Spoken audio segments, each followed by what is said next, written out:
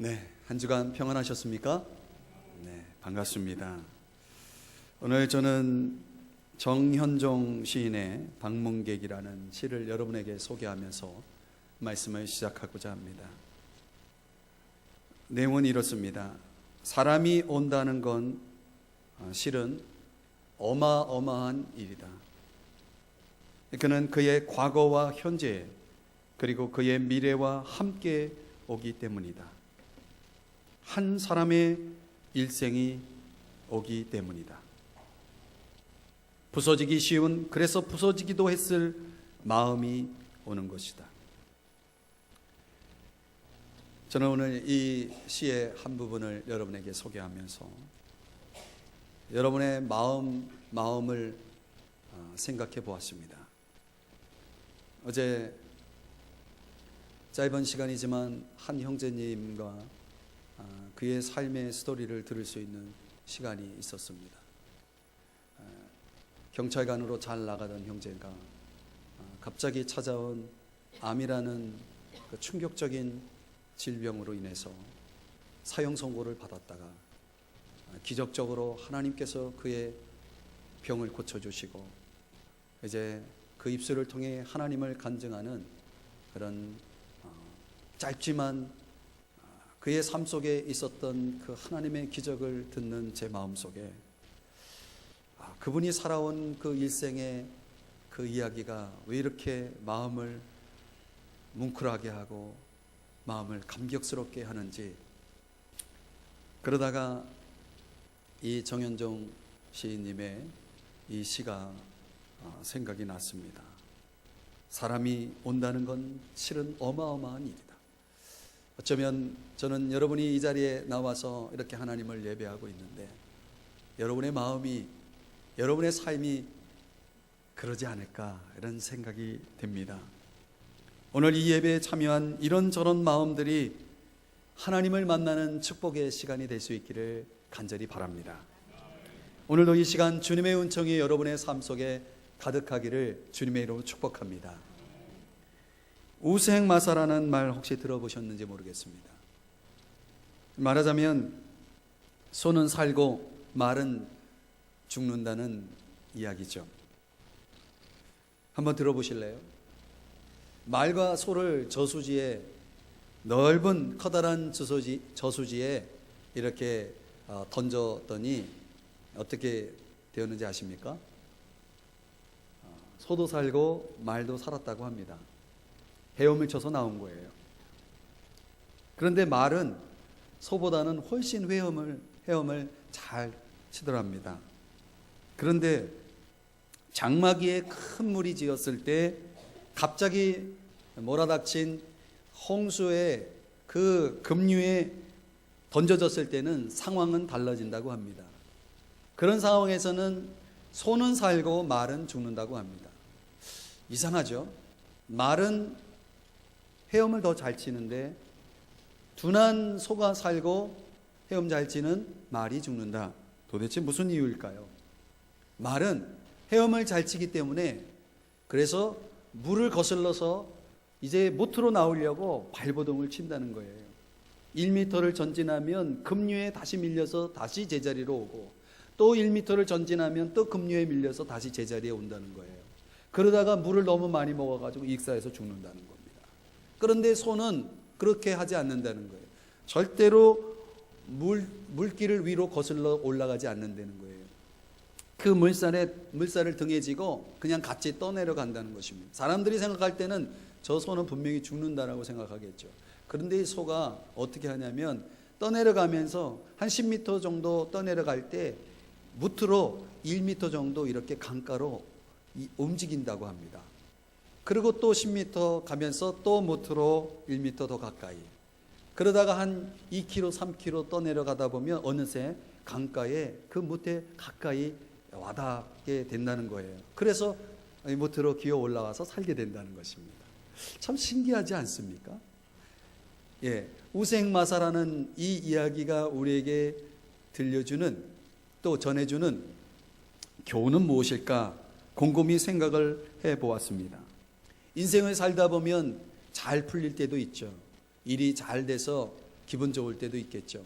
그러나 상황이 힘들고 어려워지면 사람들 어떻습니까? 살맛 안 나죠.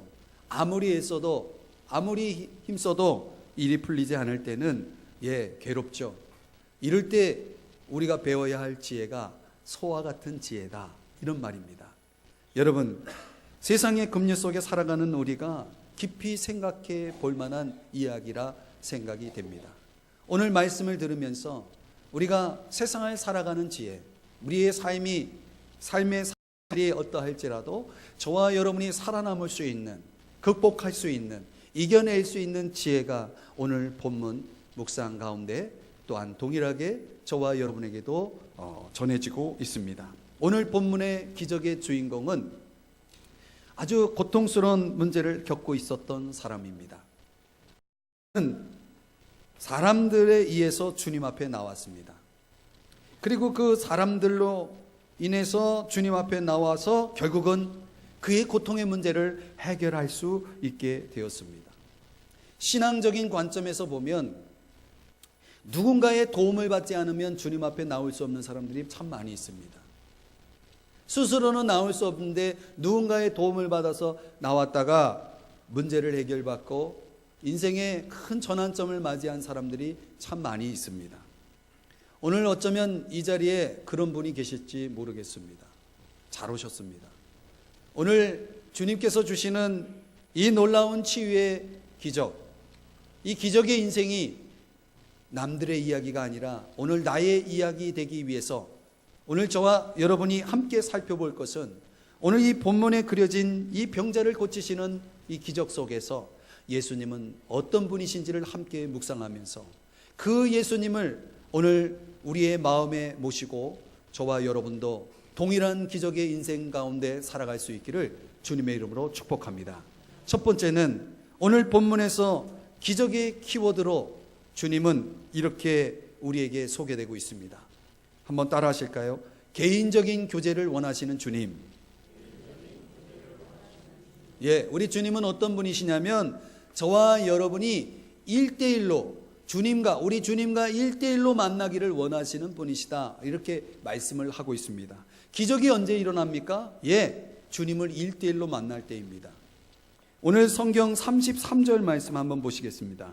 마가복음 7장 33절 말씀을 보시면 거기 예수님이 이 병자를, 사람들에 의해서 인도된 이 병자를 어떻게 하시는지 보십시오. 그런 표현이 나오죠. 따로 데리고 무리를 떠나사, 따로 데리고 어디론가 가셨다는 얘기입니다. 한적한 곳으로, 사람들이 없는 곳으로 갔다는 얘기죠. 왜 그렇게 하셨을까요? 1대1 관계 속에서 그 사람을 고치려고 한 것입니다.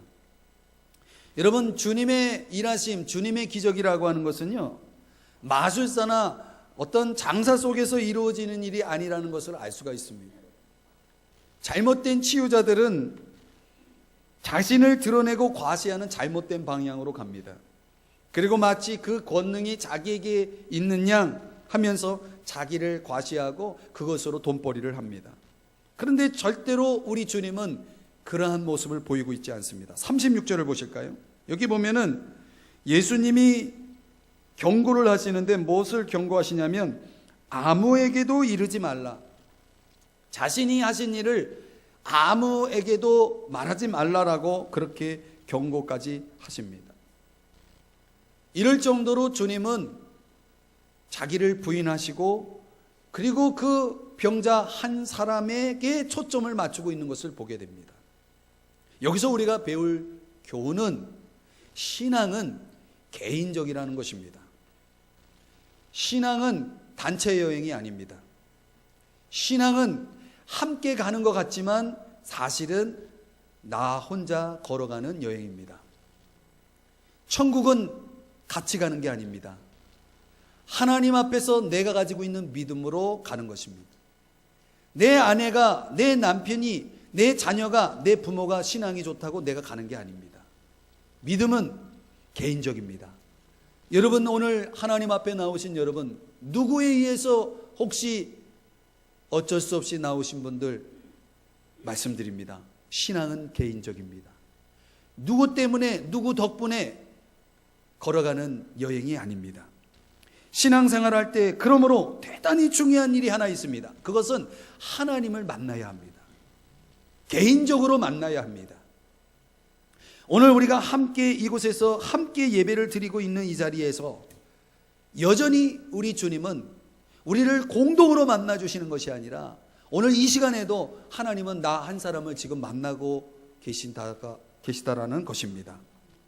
만약 이런 시간을 갖지 않는다면 주님이 우리 각자에게 나를 위해서 베풀어 주시고자 하는 은혜를 우리는 놓치고 말 것입니다. 특별한 시간을 내어서 주님과 1대1로 그분의 음성을 들을 수 있는, 그분의 목소리에 경청하는 시간을 갖고 있는지를 여러분 묻고 싶습니다. 누가복음 5장 16절에 보면 예수님도 하나님 아버지와 1대1로 한적한 곳에서 만남의 시간을 가졌다라고 성경이 말씀해 주고 있습니다. 종교개혁자 마틴 루터라고 하는 분은 이런 말을 했습니다. 너무 바쁘다. 그러니 더 열심히 기도해야지 라고 고백했습니다. 오늘 저와 여러분의 일상은 어떤지 묻고 싶습니다. 얼마나 분주하셨습니까? 얼마나 또 스트레스도 많습니까? 우리 일상의 영성 속에서 우리가 놓치지 말아야 할 것은 뭐냐면 여러분의 삶의 현장에 주님이 함께 계시다는 것입니다. 적어도 우리 믿음을 가진 사람들은 기억해야 할 것은 보이지 아니하지만 주님은 영으로 여러분과 함께 있다는 사실을 잊지 말아야 합니다. 그런데 우리가 일상 속에서 그런 나와 함께 하시는 하나님을 조금이라도 생각해 보시나요? 하나님에 대한 생각, 나와 함께 하시는 우리 주님에 대한 생각이 조금이라도 있으신가 묻고 싶습니다. 구약 성경의 이야기를 하나 소개해 볼까요? 모세라는 사람이 이 양을 치는 목자였습니다. 열심히 양을 치고 있는데 평소에 지나던 그 산길에서 불이 붙었는데 타지 않는 떨기나무를 보게 되었습니다. 그런데 지금 양을 치고 있습니다. 만약 모세가 그 상황에서 그 특별한 상황, 불은 붙었는데 타지 않는 떨기나무를 그냥 지나쳤다면, 힐끔 보고 지나쳤다면 모세의 생애는 별 볼 일 없는 생애로 끝났을 것입니다. 그는 잠시 그가 하던 일을 멈추고 그리고 그 떨기나무 앞으로 다가가며 관찰을 시작합니다. 그런데 놀랍게도 그 떨기나무 가운데의 불꽃은 바로 하나님께서 눈에 보이는 가시적인 상징으로 모세에게 나타나신 것이었습니다.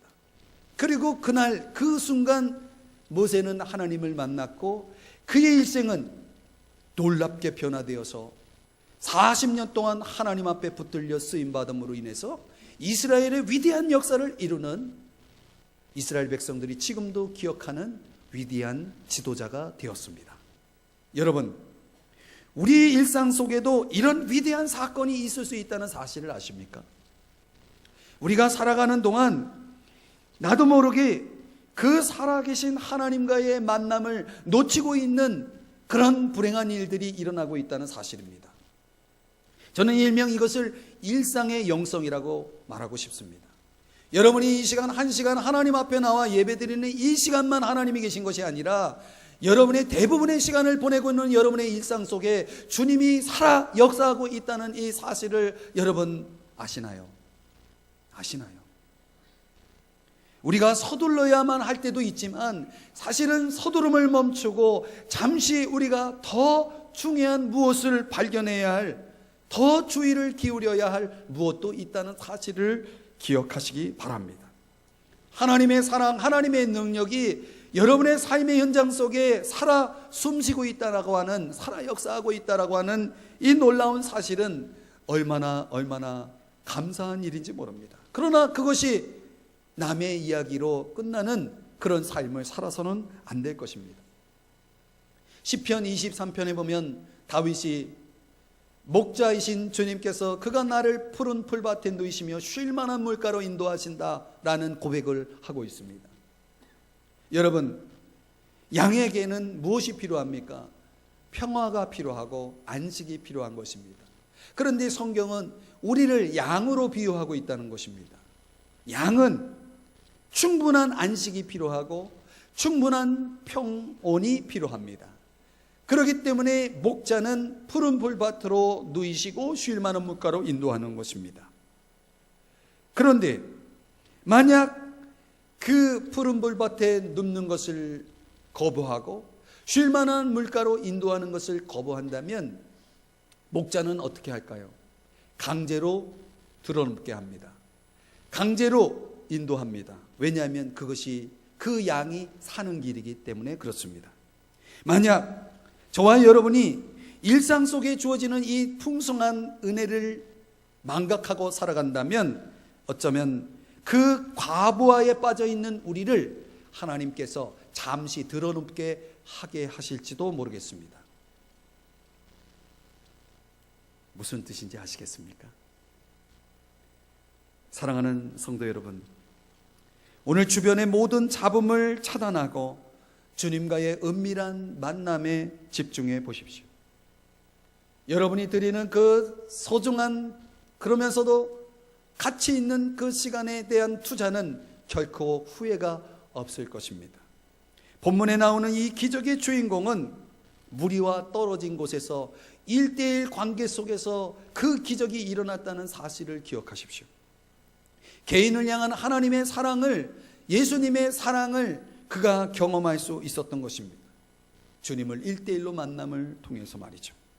시편 143편 8절에 그래서 이렇게 말씀합니다. 아침에 나로 하여금 주의 인자한 말씀을 듣게 하소서. 내가 주를 의뢰함이니이다. 내가 다닐 길을 알게 하소서. 내가 다닐 길을 알게 하소서. 여러분, 하루를 시작하는 이 아침, 여러분에게 이런 주님의 인자한 말씀을 들을 수만 있다면 여러분의 다닐 길을 알게 하실 것입니다. 여러분이 마땅히 가야 할 길, 마땅히 해야 할 일, 거기에 필요한 능력, 지혜, 이 모든 것이 아침에 주님의 음성에 귀를 기울이는 사람들에게 주어지는 축복이라는 사실을 잊지 마십시오. 조용히 주님과 만나는 시간을 가지셔야 합니다. 새벽 기도에 나올 수 있는 분들은 나오셔야 합니다.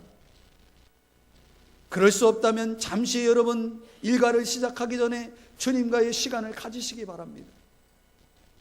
남들보다 조금 일찍 직장에 가십시오. 그리고 직장 동료들이 오기 전에 잠시 성경을 열어서 말씀을 묵상하면서 주님의 음성을 들어보십시오. 여러분의 일과 속에 놀라운 일들이 일상이지만 그 속에 하나님의 기적이 일어날 것을 믿으시기를 바랍니다. 그런 은혜가 우리 모든 성도님들에게 함께하기를 주의 이름으로 축원드립니다. 두 번째는 오늘 본문의 기적의 키워드는 믿음을 격려하시는 주님으로 시작된다는 것을 보여줍니다. 믿음으로 격려해 주시는 주님이십니다. 33절 다시 한번 보십니다. 거기에 예수님이 이상한 방법으로 그 병자를 고치시는 것을 봅니다. 손가락을 그의 양귀 위에 놓고 침을 뱉어 그의 혀에 손을 대시며. 여러분, 위생적으로 볼 때 참 오해가 될 만한 내용입니다. 그런데 이 행동은 굉장히 상징적입니다. 그리고 당시 침이라고 할 때 이 침은 치료 효과가 있다라는 그런 상식적인 믿음을 갖고 있던 그 당시에 벌어진 일입니다. 그렇기 때문에 여러분 이것을 지저분하다 생각하시면 안 됩니다. 자, 무엇보다 중요한 것은 여기서 보여준 예수님의 그 상징적 행동이 어떤 의도를 가지고 있느냐입니다. 이것은 그 병자에게 믿음을 격려하기 위함이었다는 사실입니다. 예수님의 행위는 지금 이 병자를 치료하시겠다라고 하는 기대를 불러일으키는 그런 행동이었다는 사실입니다. 여러분, 주님을 믿으십니까? 여러분, 만약 주님을 믿으신다면 다시 묻습니다. 여러분, 주님이 여러분을 위해서 무엇을 하실 거라고 하는 기대가 있으십니까? 여러분, 이것이 참 중요합니다. 오늘 우리가 주님을 믿고 있다면 주님이 내 삶을 통해서 뭔가를 이루실 거라고 하는 그 기대가 있어야 합니다. 그게 믿음입니다. 그래서 믿음과 기대는 같이 가는 것입니다. 여러분, 오늘 동일하게 이 자리에 나와 있지만 어떤 사람은 은혜를 받고 어떤 사람은 지루한 시간이 될 수 있습니다. 왜 그럴까요? 하나님의 역사는 믿는 자에게, 하나님의 역사는 기대하는 자에게 일어난다는 것입니다. 은혜는 누구에게 주어집니까? 모두에게 주어지지 않습니다.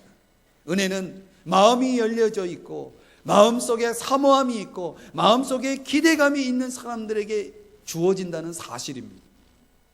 그렇기 때문에 오늘 이 자리에 동일하게 나와 있는 여러분이시여, 여러분에게 이런 확신, 이런 기대가 있기를 주의 이름으로 축원드립니다. 그런 확신, 기대가 있는 사람은 밑을 보지 않습니다. 앞을 봅니다.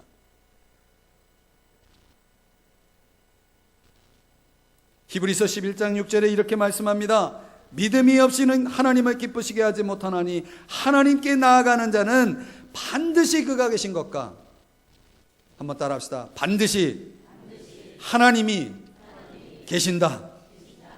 여러분, 이것이 믿음인 것입니다. 오늘 이 자리에 여러분 저만 보입니까? 아닙니다. 여러분 저를 볼 필요 없습니다. 오늘 이 말씀 가운데 임재하고 계신 하나님이 반드시 계시다는 사실을 여러분 믿으시기를 바랍니다. 또한 하나님을 찾는 자들에게는 상 주시는 이심을 믿어야 할지니, 여러분 하나님을 기대하고 하나님을 찾는 모든 자들을 우리 주님은 그냥 보내지 않는다는 것입니다. 상을 주신다라고 말씀하고 있습니다. 여러분, 하나님이 오늘 이 예배를 통해서 나를 만나 주실 거야, 오늘 이 예배를 통해서 하나님이 반드시 나에게 은혜를 주실 거야, 이런 기대를 가지고 오늘 이 자리에 계신 여러분이시여, 여러분에게 하나님은 상을 주실 것입니다. 주님의 역사를 기대하며 주님 앞에 나올 때에 주님의 음성이 들려집니다. 시편 27편에 이런 고백이 있습니다. 내가 산 자들의 땅에서 여호와의 선하심을 보게 될 줄을 확실히 믿었도다. 여러분 믿되 확실히 믿으시기를 바랍니다. 시편 33편 22절에는 여호와여 우리가 주께 바라는 대로 주의 인자하심을 우리에게 베푸소서. 놀랍지 않습니까? 바라는 대로 베풀어 주시는 은혜가 있다는 것입니다. 시편 39편의 말씀을 한번 들어보십시오. 세 번역으로 읽어드립니다. 주님 알려주십시오. 내 인생의 끝이 언제입니까? 내가 얼마나 더 살 수 있습니까? 나의 일생이 얼마나 덧없이 지나가는 것인지를 말씀해 주십시오.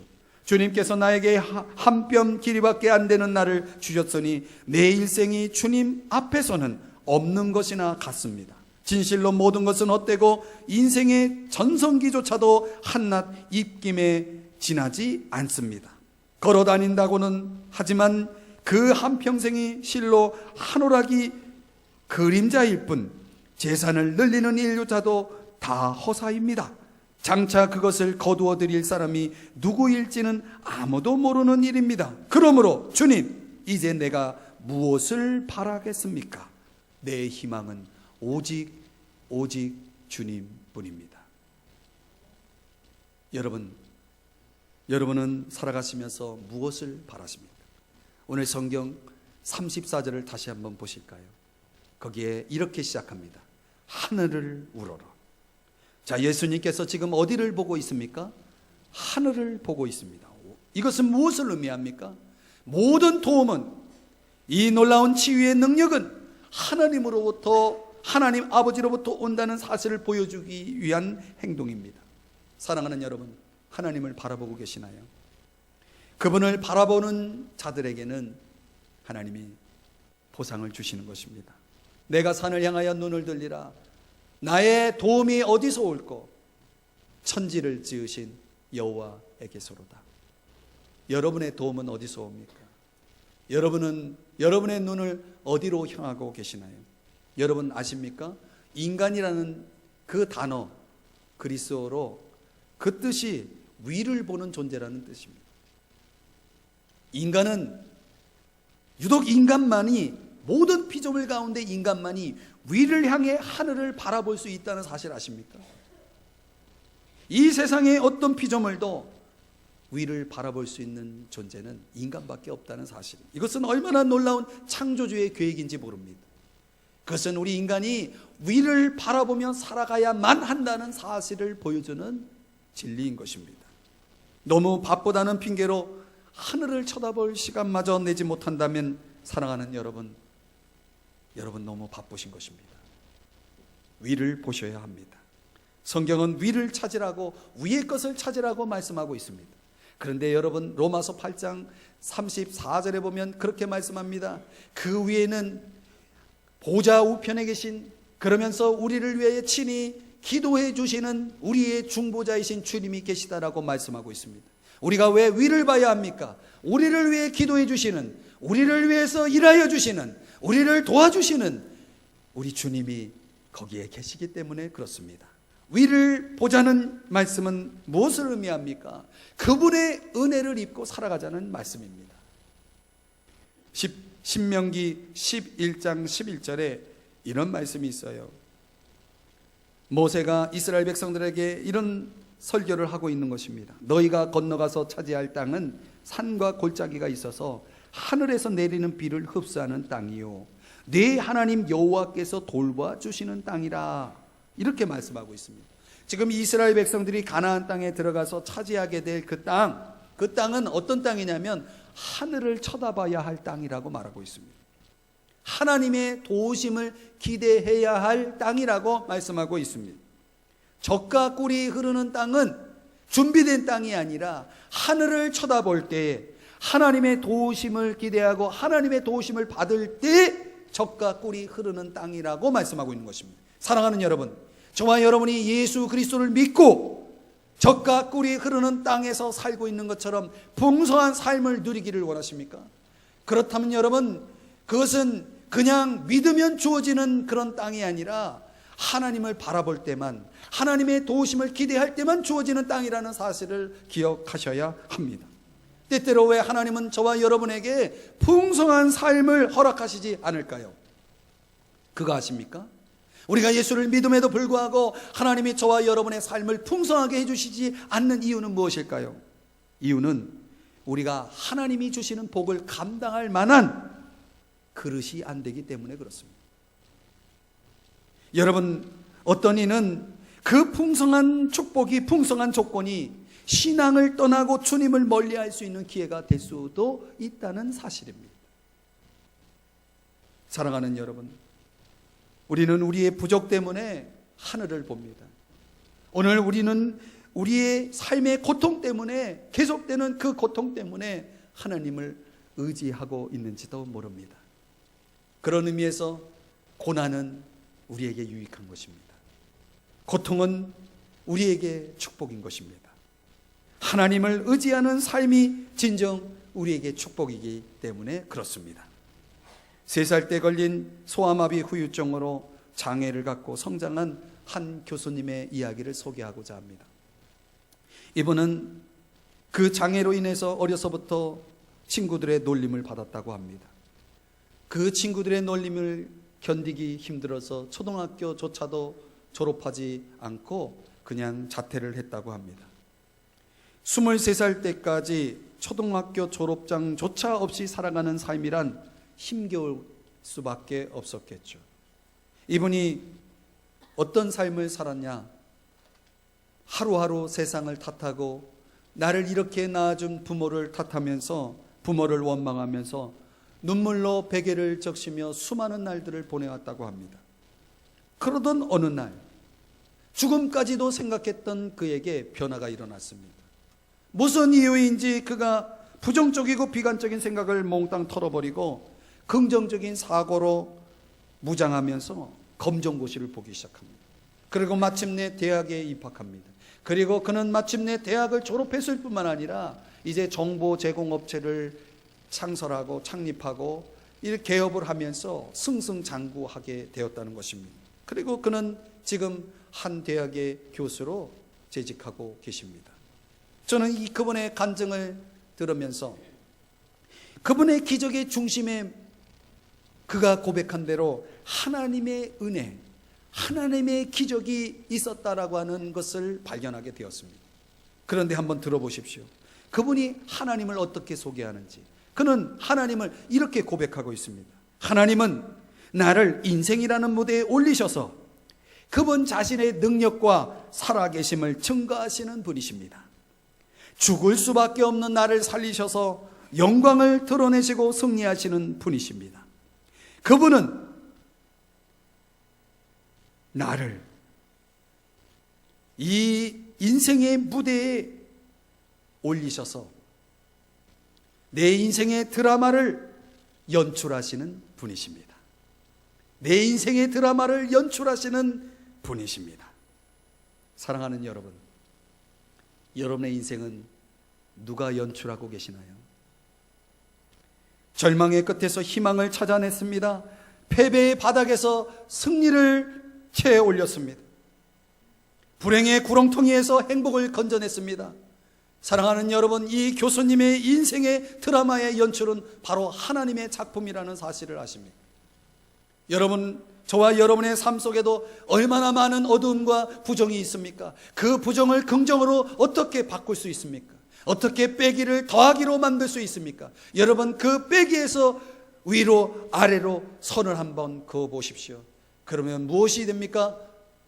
십자가가 되는 것입니다. 바로 그 십자가야말로 저와 여러분의 인생의 빼기에서 더하기의 인생으로 바꾸는 비결이라는 사실을 여러분 기억하시기 바랍니다. 지미 카터 대통령이 그가 가지고 있는 기도 문구 명판이 이런 명판이 있다고 합니다. 오 하나님, 하나님의 바다는 너무 크고 나의 배는 너무나도 작습니다. 여러분, 인생의 바다는 얼마나 크고 넓습니까? 그런데 우리는 너무 작습니다. 여러분, 어떤 사람이 하나님을 찾는지 아십니까? 나의 작음을 인식하는 사람들입니다. 내가 작다라고 인식할 때 그때 비로소 우리는 하나님의 그 위대하심을 보고 하나님의 그 위대하심을 의지하게 되는 거 아니겠습니까? 사랑하는 성도 여러분, 감당할 수 없는 우리의 무능, 우리의 삶의 문제를 홀로 맞서지 마시기를 바랍니다. 주님이 계십니다.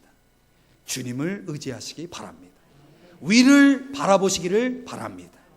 믿음을 격려해 주시는 하나님의 도전이 오늘 저와 여러분에게, 오늘 이 시간 그 도전이 바로 그러한 도전인 것입니다.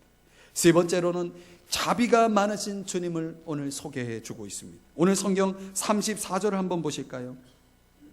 거기에 의미 있는 단어 하나가 나옵니다. 34절, 탄식하시며.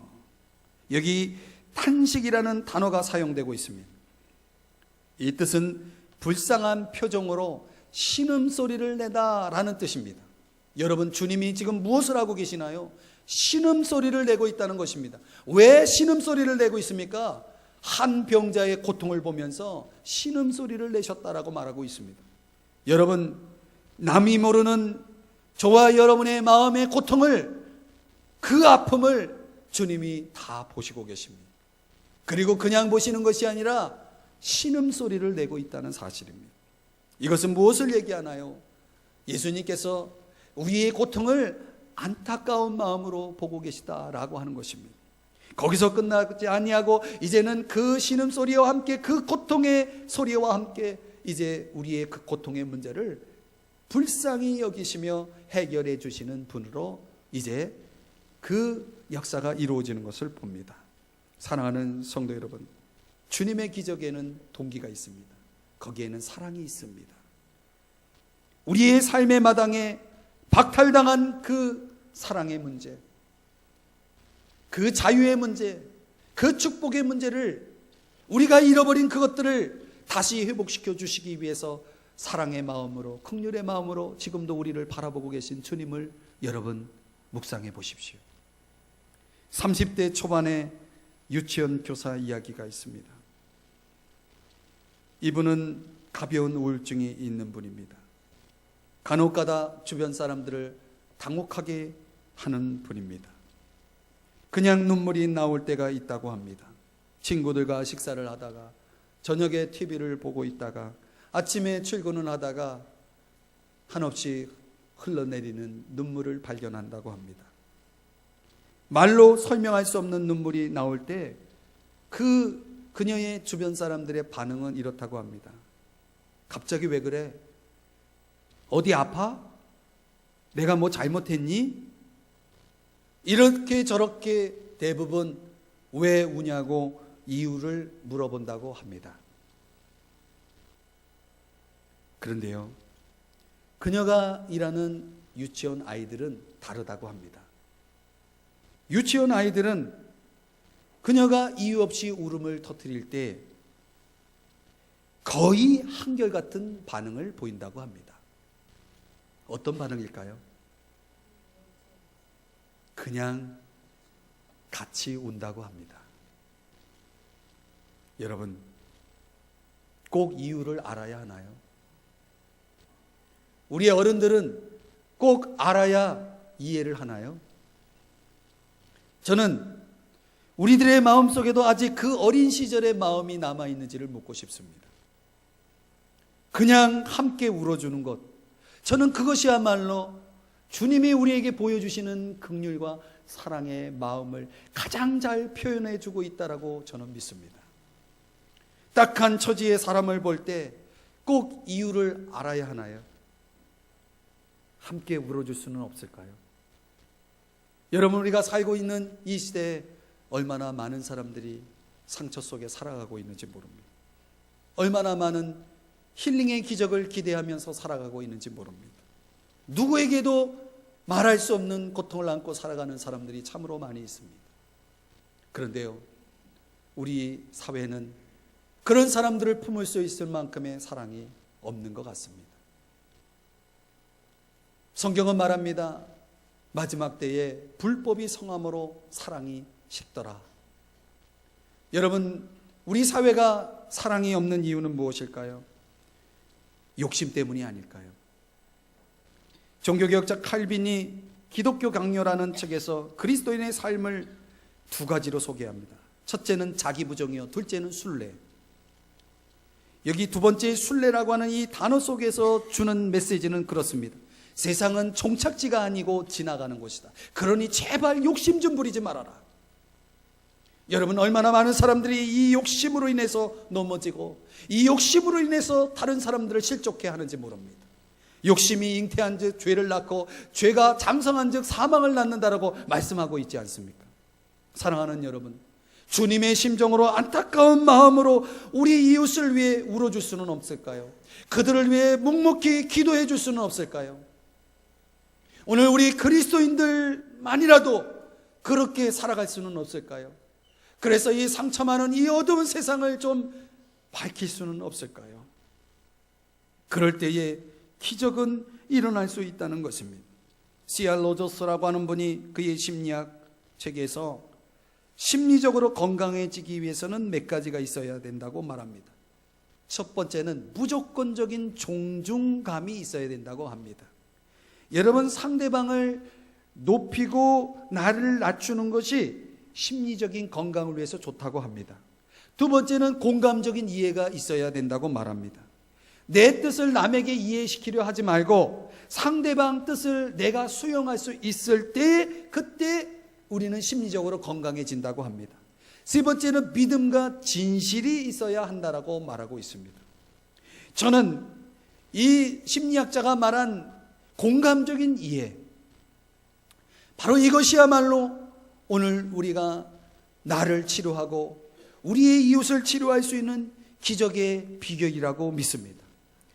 우리의 사랑의 부족에 대한 주님의 도전, 긍휼의 마음을 가지고 기적을 행하신 이 주님께서 오늘 저와 여러분에게 도전해 주고 있습니다.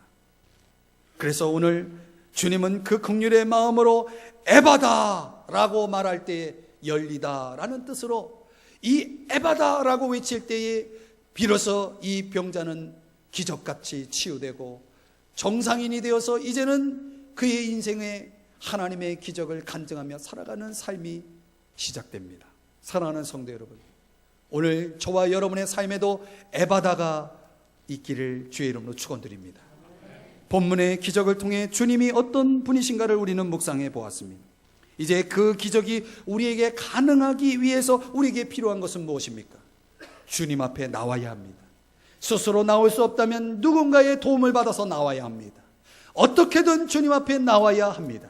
그리고 주님은 우리에게 기적의 키워드로 세 가지를 말씀해 주셨습니다. 주님과 단둘이 만날 것을 도전해 주고 있습니다. 끊임없이 하늘을 바라보라고 도전해 주고 있습니다. 그분을 의지하는 길이야말로 저와 여러분이 기적 속에 살아갈 수 있다는 사실을 말씀해 주고 있습니다. 그리고 우리에게 무엇보다도 불쌍히 여기는 마음, 긍휼의 마음, 사랑의 마음, 이웃을 굳이 이유를 몰라서라도 우리는 묵묵히 그들을 위해 기도해주고 함께 울어줄 수 있는 그러한 마음, 그런 마음으로 살아가라고 우리에게 도전해 주고 있습니다. 사랑하는 성도 여러분, 우리에게 기적이 필요하지 않을까요? 오늘 이 기적의 키워드, 영적인 교제, 믿음, 사랑, 이 세 가지를 여러분의 가슴에 품고 이 한 주간을 살아갈 때에 여러분을 통하여 놀라운 치유가 일어나기를 주님의 이름으로 축복합니다. 기도하겠습니다. 하나님,